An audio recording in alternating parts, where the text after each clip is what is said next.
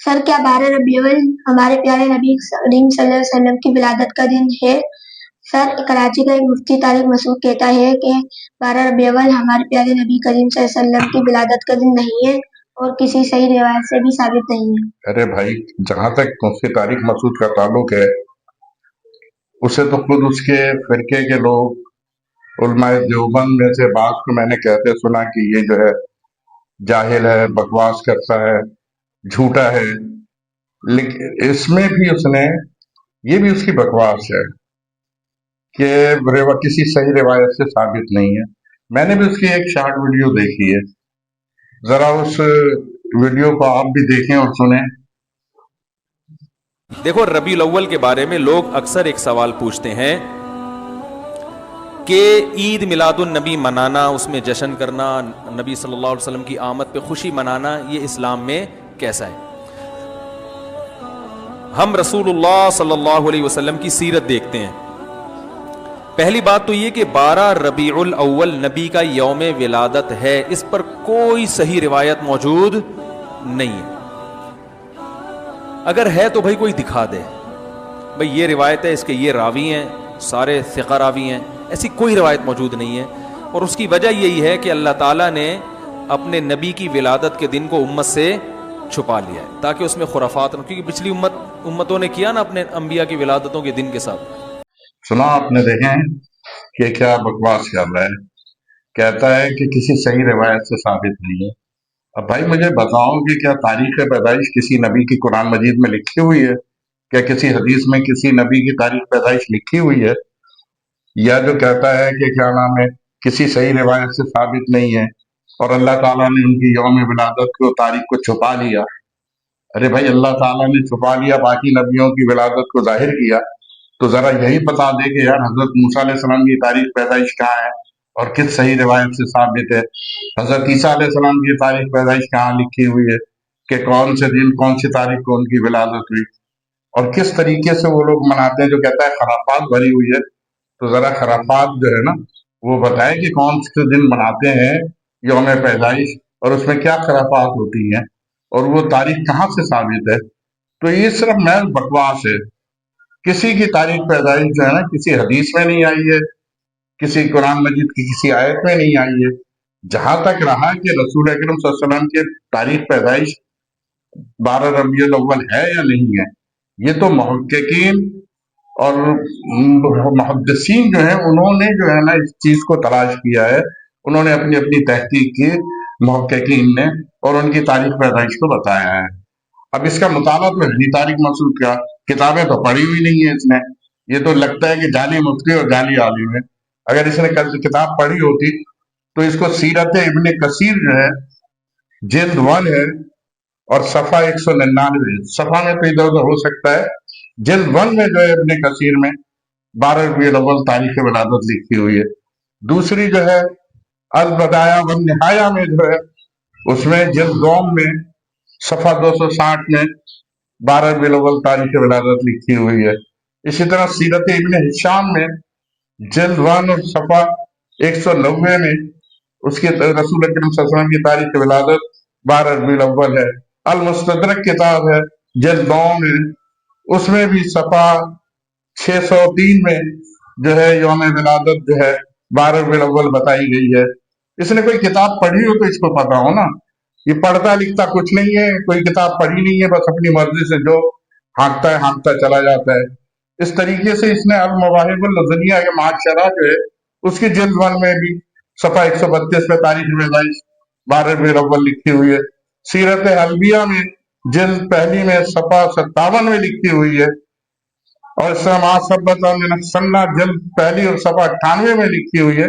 اس طرح بے شمار کتابیں ہیں یار جس میں تاریخ ولادت جو ہے محققین نے 12 ربیع الاول لکھی ہے۔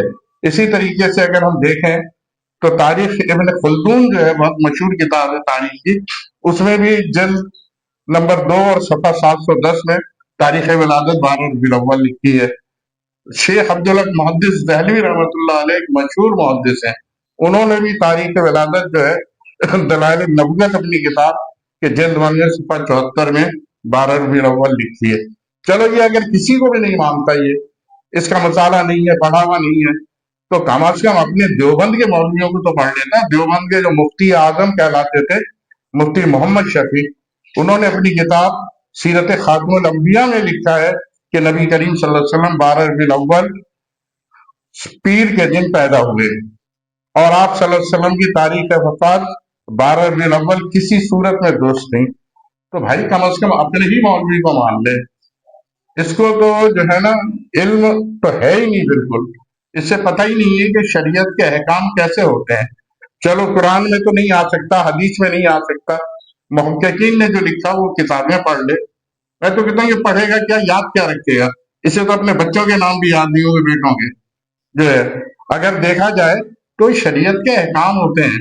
अगर कोई चीज कुरान में नहीं मिल रही तो है, हदीस में नहीं मिल रही है, और क्या नाम है, तो उसमें अजमा, तारीख में, हिस्ट्री में जो है अजमा को लिया गया है कि जिस पे तमाम उम्मत मुतफिक हो, अजमा हो, तो वो तारीख पैदाइश होगी।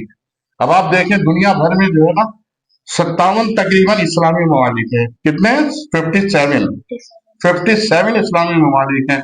उन 57 ममालिक में से 50 से ज्यादा ममालिक में 12 रबीउल अव्वल को छुट्टी होती है, और यौम विलादत नबी करीम सल्लल्लाहु अलैहि वसल्लम की खुशियां मनाई जाती हैं, जलसे होते हैं, जुलूस होते हैं।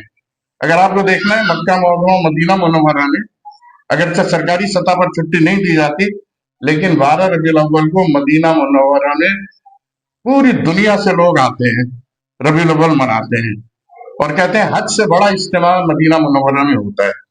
भाई अगर सोशल मीडिया है उसमें देख लो, ये किताबें निकाल के सोशल मीडिया पे देख लो, गूगल पे देख लो, तो तुम्हें पता चल जाएगा। भाई 12 जो आते हैं 12 रबीउल अव्वल को मदीना मुनव्वरा में जमा होते हैं, तो कोई ऐसे ही थोड़ी जमा होते हैं कि आप कह दो कि वो उम्रे के लिए गए थे।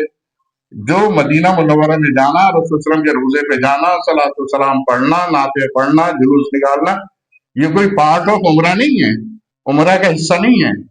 उम्रे का हिस्सा तो रसूल सल्लल्लाहु अलैहि वसल्लम के रोजे पे जाना है ही नहीं, लेकिन इसके वजह खास तौर पे हज से बड़ा इज्तिमा होता है मदीना मुनव्वरा में 12 रबीउल अव्वल को। अगर इसको कोई शक हो ना, तो ये देख ले कि 12 रबीउल अव्वल को मदीना मुनव्वरा में कितने लोग जमा होते हैं। इसके बाद अगर देखा जाए तो अफगानिस्तान में भी बहुत बड़ा इज्तिमा होता है, जुलूस होता है, बल्कि वहां पर तो खुद का हमला भी हुआ था 12 रबीउल के दिन, ईद मिलादुन नबी के मौके पर। तो ये जो है ना, ये सिर्फ इसकी महज बातें हैं, जहालत है, न किताबें पढ़ी, न कोई हवाला दिया, न कोई रेफरेंस दिया, बस उसमें कहता है कि ये है और वो है, खराफात है, और खराफात करते थे, अल्लाह ने छुपा लिया। कहता है तारीख पे इबादत अल्लाह ताला ने छुपा ली, और तुझे किसने बता दिया कि अल्लाह ताला ने छुपा ली? और अगर अल्लाह ताला ने छुपा ली तो ये सारे मुहद्दिसीन ने और ये मुफ्ती आजम देवबंद ने कहाँ से जाहिर कर दी कि 12 रबीउल अव्वल तारीख है? अल्लाह ताला छुपा रहा है और ये सब उसके खिलाफ वर्जी कर रहे हैं क्या, जो बता रहे हैं कि ये तारीख जो है विलादत है रसूल अकरम सल्लल्लाहु अलैहि वसल्लम की? ये महज बकवास है यार इसकी, और इसको जो है पता ही नहीं है, कुछ अपना ही नहीं पता बताया इस्लाम। ये बिला वजह तैश दिलाता है लोगों को कि यौम विलादत नहीं है। समझ में आ गई बात आपके? तो ये है असल हकीकत, सारी किताबों में लिखा हुआ है, सब कुछ लिखा हुआ है। ये रवायत में ढूंढ रहे हैं, हदीसों में ढूंढ रहे हैं, कुरान में ढूंढ रहे हैं। अबे बेवकूफ आदमी, कुरान हदीस इसलिए नाजिल हुआ कि उसमें नबियों की तारीख विलादत लिखी जाए, पैदाइश का दिन लिखा जाए। किस नबी का तारीख पैदाइश लिखा हुआ है किसी में? ये इजमा से देखा जाएगा कि पूरी दुनिया में हर जगह पे रसूल सल्लल्लाहु अलैहि वसल्लम का यौम विलादत 12 रबीउल अव्वल को मनाया जाता है। इसमें उम्मत का इजमा है। ये 1.5 की मस्जिद देके बाहर निकल रहा है, पता नहीं क्यों। समझ में